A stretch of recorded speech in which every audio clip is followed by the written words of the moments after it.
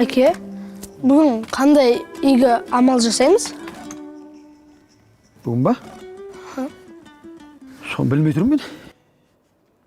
Ne isteyip oldu? Мүмкін сіз маған Құран үйретсің? Kur'an. Ben bilesin Kur'an'ı sen bilesin. Ал, ондай болса мен сізге үйретейін. Mağan mı? Иә. Yok. Meşitten yürüyorum. Osman Atadan.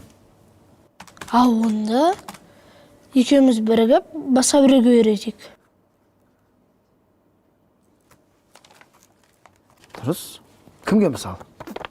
Мысалы, Мәди мен Әсетке ол екеуі әлі Фатиха сүресін білмейді. To'xta, mınау senin жөн әңгіме мынау. Ben өткенде bir kitaptan оқып, кішкентай баланы тәрбиелеп, Фатиха сүресін оқытсаң, ол өсіп. Тіпті қай жақта жүрсе де, Фатиха сүресін оқыса, сауап саған алып тұрады деген. Оны дұрыс сөйле, қай жүрген олар, а? Білмеймін, ойнап жүрген шығар. Мүмкін ас жейту керек те. Барып кетейікші.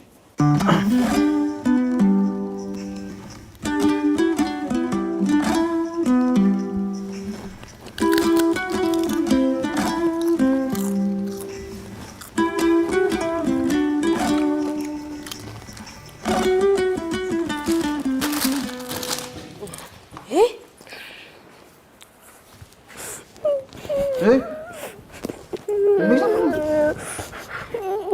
Koy. Kım bir öteyistin mi? Ben ne yapıyorsun? Сіз ұрсасыз ғой айттық. Ne görsem ben? Біз ұрысамыз ашып қойдық. Мәди ғой жіберейік деген. Өтірік айтпас, сен ғой әкелгеннен бәрін. Болды. Қойыңдар, жыламаң. Сендер әлі баласыңдар ғой. Сендер бұл оразаны толық ұстауға негізі міндетті де емессіңдер сендер. Сіз сонда ұрыспайсыз ба? Не көрсем? Ұрыспаймын мен. Біреуге ораза ұста, ұстама деп ренжуге, болмаса ұрысуға ешкім құқы жоқ. Сендер әлі баласыңдар ғой. Біріншіден оразаны тұтқан өздерің. Ең басты тұттыңдар, көрдіңдер, дұрыс ба? Иә. А енді оразаны ашып қойыпсыңдар. Үлкен жігіт болғанда тұтуға әлі үлгересіңдер. Оразаны ашыңдар. Бірақ оразаны ашқанда мына чипсимен ашуға болмайды. Білесің бе? Бұл чипси деген, мынау мысалы картоп. Қарай, әдем. Бұл картопты ашып кетпеу үшін, бұзылып кетпеу үшін мынаның құрамына неше түрлі зиянды химикаттар қосады. Ол адамның ағзасына зиян. Сосын бұны майға қуырады. Бұл майға қуырыла бергеннен кейін неше түрлі зиянкестерді бойына шығарады да адамға зиян тарататын болады. Естіңдер ме? Кола ше.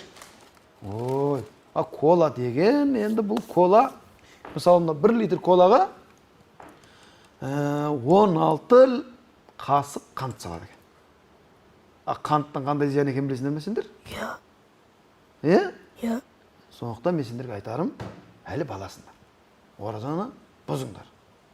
Бірақ мынамен ашпаңдар ауыздарыңды. Көп құртпен ашыңдар, айранмен, сүтпен ашыңдар. Мынамен оразаларыңды бұзып алсаңдар, тек қана ораза емес ол кезде. Денсаулықтарыңды бұзып алулары мүмкін. Тіпті өмірлеріңді бұзылып кетуі мүмкін. Түсіндіңдер ме? Иә. Үлкен жігіт болғанда кейін түсінгеннен кейін толық 30 күн тұта беретін боласыңдар. Келістік қой? Келістік. Ал оны кеңдер мен сендерге бір нәрсе үйретейін.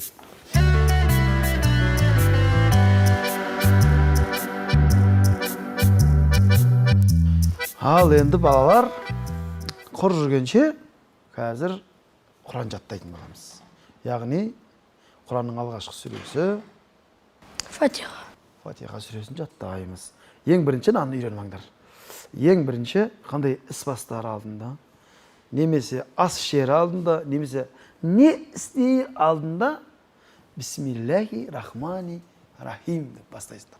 Ал енді Бисмиллахи рахмани рахим деп бұл қазақша аудармасы Аллахтың атымен бастаймын деген сөз. Ал енді Фатиха сүресін жаттаймыз.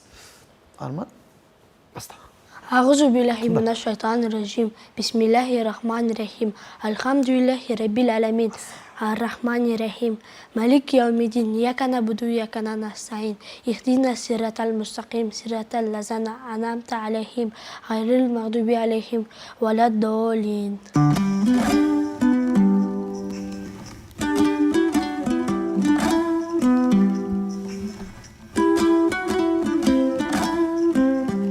қалай?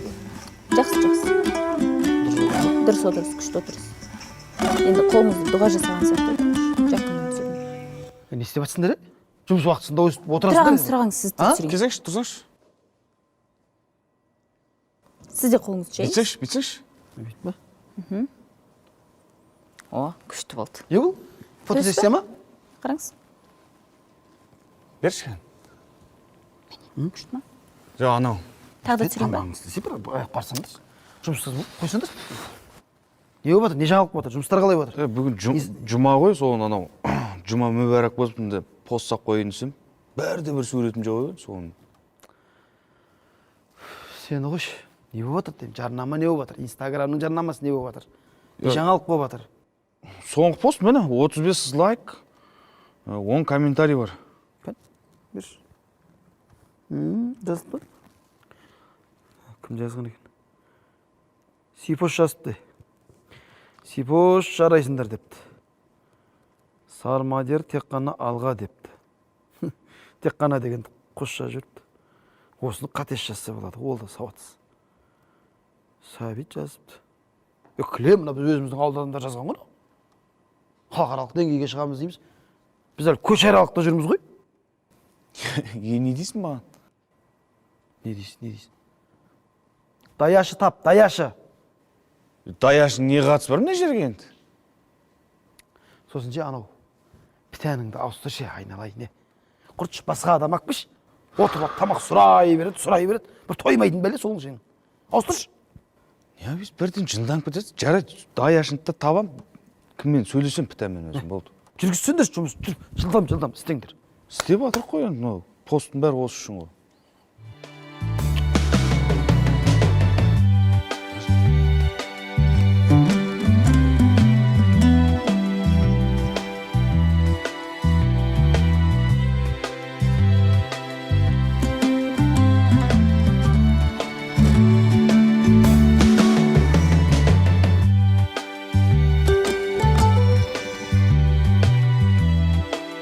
Отырып алдыңдар ма? Адамдар кеп қалатын шығар. Шышыңдамай отыр. Тыныш отырыңдар. Өткен деген не? Арман. Тыныш отырсыңдар, тыныш. Бір-біріңе қарап сөйлемеңдер сендер. Түсіндер ма? Бітеке, сіз енді бүйтіп маған демей, дұрыс отырсаңызшы енді. Қаршыға жіберген екен енді. Кішкене болысып отырсаңызшы енді. Чай алып кеш. Болды, шаяқ бөлем. Отырсың тұш. Фата, не отырсың сен бұл жерде? Бір сәне қабар. Мынандай киіммен адам отыра ма я столда?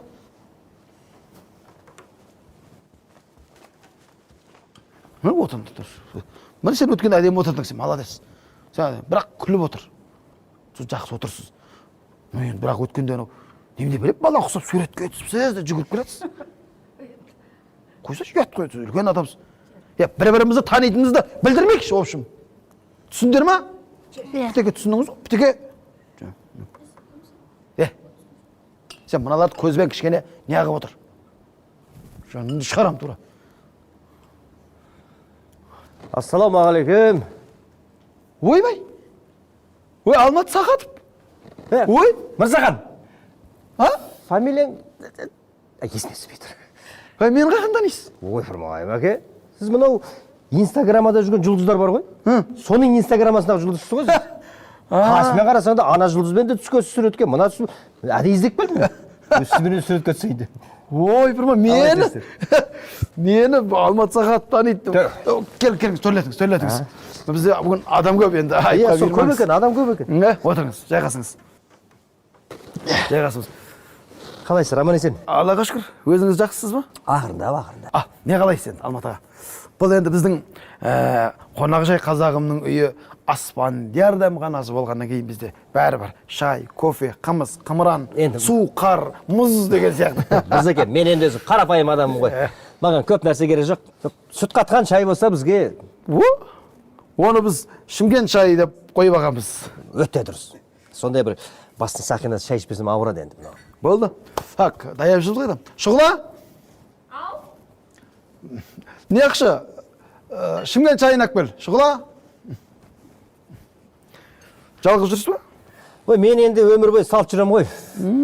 Жеңген үйде мен түзе демекші. Онда мен серік болайын қасыма. Келіңіз.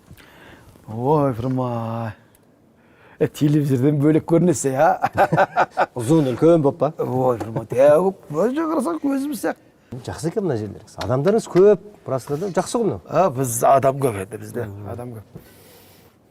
Қайда жүрсіз қазір, көрінбейсіз. Баяғыдан Бауыржан шоудан көріп, сіздердің әзілдеріңізді көріп, күліп бар ғой.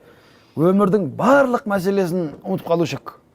Қазір сол енді сахнадан кете алмаймыз ғой. Иә. Өзің білесің, сахна біздің енді өміріміз.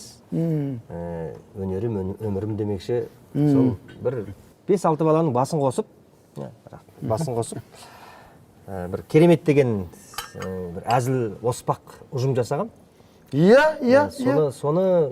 Сол балаларды мыжғылап жүрміз. Өзіңіздің театрыңыз ғой? Иә, сол жетпейтін жерлерін жеткізіп, білмейтін жерлерін үйретіп дегендей сол сахна қарайып қалмайық деп. Иә.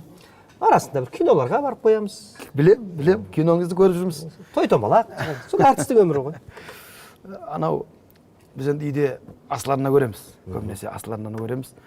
Сол Асларына өткенде кино дегеніңізден шығады. Сергелдең деген киноны көрдік. Ой, фырмай, әртіспісің деген, Сіздің ана ойнағаныңызды көріп бар ғой, мен баяғы анау театрдан көріп жүрген Алматы Сағатты көрген жоқпын ана жерде. Ойнадық енді, шамамыз жеткенше. Анау тіпті діннің талаптарын орындамайтын бір образды сомдап алған екенсіз ана жерде. Болды ондай, иә. Өмірде енді ондай емес шығарса еді, Құдай сақтасын енді. Құдай сақтасын. Негізі Құранда бәрі жазылған ғой. Адамның түзу жүру, түзу тұру, бала шағаны қалай тәрбиелеу, әке шешені қалай құрметтеу, жетпей жатқандарға көмектесу, негізі өміріңде қарапайымдылау болу дегенде, көрші сыйлау. Солай шариғат бойынша өмір сүргенге не жетсін? Шамаң жетсе сол 5 парызды орындап, ақшаң болып жатса, әкең мен шешеңді жетелеп Меккеге алып бар. Сол өмірден алыстамай, сол өмірдің маңайында жүрген азаматтардың біріміз. Бірақ енді киноға түскеннен кейін, ол киноны қыстың күні түсірдік қой біз. 40 градус, аяз. Бізді қойшын, біз әртістер жаңа жылы жерден шығамыз да, түсеміз де қайтадан жылы жерге кіреміз ғой. Ана далада жүрген анау операторларды айтса түсіреді. Режиссерларды айтсашы. Нағыз еңбек енді расында. Кино түсіруде оңай емес, иә? Енді сіздің анау балалық шаққа саяхат деген бағдарламаңызды да бір жақсы көрем бағдарлама. Күтіп көрем мен өзім. Ой, білмей, қандай тапқыр бағдарлама, иә? Үлкен зиялы қауымдардың балалық шағын тыңдап, олардың қалай өскен, тіпті өзіміз сияқты екен ғой деп ол кісілерді сүйсініп жақсы көріп қаламыз біз, әдемі болып. Әр адамның өзінің балалық шағы өзгеше. Мысалы, жаңағы анау көк тудың желбіреген деген керемет ән бар ғой. Иә. Соның сөзін жазған Алмас ағамыз Ахметбекұлы. Ол шекараның ар жағында өмір сүрген. Ол кісінің енді балалық шағын естіген кезде расында жүрегің ауырады. Бер жақта өмір сүрген жаңағы үлкен ағаларымыз Алтынбек ағамыз Қоразбаев, ол кісі де келіп кездесті. Ол кісінің балалық шағын естісең тіпті мүлдем басқаша. Ауырлығы да бар, қиындығы да бар, бірақ бәрі қанша қиын болғанмен сол балалық шақтарын сағынышпен бір бақытты кездерін естеріне алып айтады. Мен енді өзімде сол балалық шағым жаңағы ауылда өскен балаларымыз ғой. Сонда балалық шаққа үңілсек, бір сондай таза, пәк, ешқандай жаңағы қиналыс жоқ, киетін киімің жоқ болса да, шәркең жыртық болса да, жеп жүрген тамағың сондай жаңағыдай қатты қазіргі сияқты тортпенен не жеп жүрмесек те, бірақ сондай бақытты балалық шақ болған екен бізде. Бабаларымыз бекер айтпайды, мынау тектіден текті туады, тектілік тұқым қуады, тектіден туған қыранның тұғыры биік тұрады дейді. Міне, тектінің ұрпақсыз Марат Сақатов десе, қараңызшы. Жатқан жер жайлы болсын, бүкіл ел біледі. Зиялы ағаларымыздың бірі, мысалы Марат Сақатов ағамыз. Ағамыз қалай тәрбиеледі сізді? Өзіңіз. Мен енді мынау шалмен кемпірдің қолында өстім ғой. 7 жасқа дейін. Шалмен кемпір тәрбиеледі ме сіз сонда? Иә, кішкентай кезімнен шалмен кемпірдің қолында өстім. Содан кейін 7 жастан бастап жаңа мектеп басталған кезде әкем мен шешем алып кетті мектепке. Содан бері балалық шақ бітті менде негізі. Күнде таяқ жеу. Ата ақыл айтады, әжең еркелетеді. Бірақ тәрбие беретін расында да әкең екен. Мен бір уақиға айтып кетейін. Семей деген қалаға әкем сол жерге театрға режиссер болып барды. Сол режиссер болып жұмыс істеп жатқан кезде мен ауылдан келдім. Ол кезде қай жылдар Бауыржан шоу ол кезде жоқ? Жоқ, ол екінші класс. Иә. Кішкентай кезіміз ғой. Ол кезде анау басымыздағы басым тақыр басып алып тастап, мына жерімізге бір кекел қойып қойып еді ғой, есіңде? Иә. Не деген мода дейміз ол кезде. Бірақ мода бар да. Сондай мен ауылдан келген қара қайыстай кішкентай ғана қара баламын, мектепке келдім. Сөйтсем, күздің күні ғой енді. Алма өсіп тұр. Бізде енді ауылда алма өспейді. Аудан орталығына барып алма жеуім керек. Мектептің қасы алма ағаш тұр. Сосын сабақ бойы ойлап отырмын, алма ағашты қалай алсам, қалмайды қалай. Биікте ғой енді. Ана тентекпіз жаңағы. Сумканы тастай салдым да, арма мектеп біткеннен кейін барып көйлекке толтырып жатырмын жаңағы алма. Сөйтсем ашты екен. Сонда да алып жатырмын. Сөйтсем әкем келіп мені мектептен алып келуге келеді, іздейді, таппайды. Сосын біреулер айтады, анау сіздің балаңыз емес пе дейді. Мен жүрмін ағаштың жоғары жағында ешкі қысып. Соны толтырып аламын. Мына шықты алма толған. Бірақ та қарасам ысқырады астынан біреу. Қарап қалсам әкем тұр. Әкем мінезі жаман, қатал болады. Ей, түс дедім маған. Алмамды лақтырып жатсам, алмаңмен түсе, алмаңмен деді. Соны түстім. Сөйтті де алманы әкел деді біреу. Жеп көт ашты ғой енді. Тойды лақтырып жіберді. Жүр деді, сумкаңды ал деді. Сумканы алдым, екеуміз жаяу келе жатырмыз. Бір аялдамадай жерде көк базар бар Семейде. Соған кірдік. Сосын кірбек алмалардың қатарын іздеп келе жатыр. Көп алма. Ол кезде апорт деген үлкен қызыл алма Алматыдан келеді жаңа. Иісі мүңкіп тұр. Мен қуанып кеттім. Ашты алма жемеймін, тәтті алма жесінші екен деп. Сөйтіп барды да бір әдемі апорт сатып алды. Сөйтіп далаға шықты. Содан кейін бар өзі жеді. Жек келе жатыр. Маған берейін шығар деп қарап келем. Жек келе жатыр. Сосын маған қарап қойды. Алмаңды же дейді. Ашты алма. Жылап жеп келе жатырмын да жерде. Ана кісі алмасын жеп келеді. Бітіп баратыр ғой алма қарап қойып жеп. Бітіп баратыр. Алманың бәрін жеді. Сөйтіп қалған жаңа неге тастады қоқысқа. Сөйтті де маған бүйтіп қарады. Балам деді.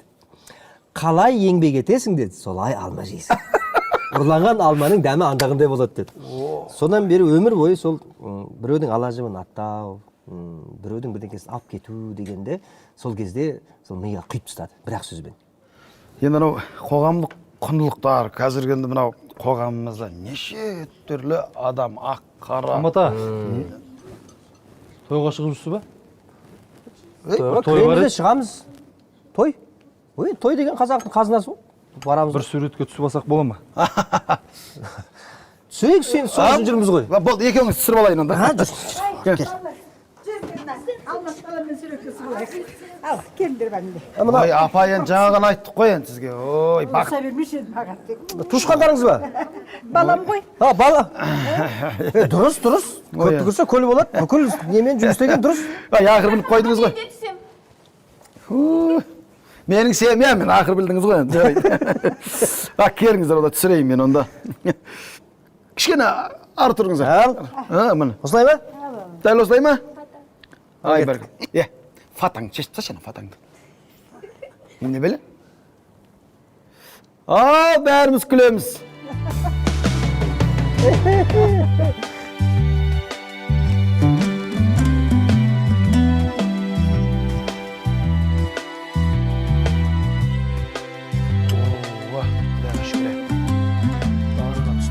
Қарын ашып жүрген кезде құдды бір тамақтың бәрін жеп қоятын сияқты болып жүресің.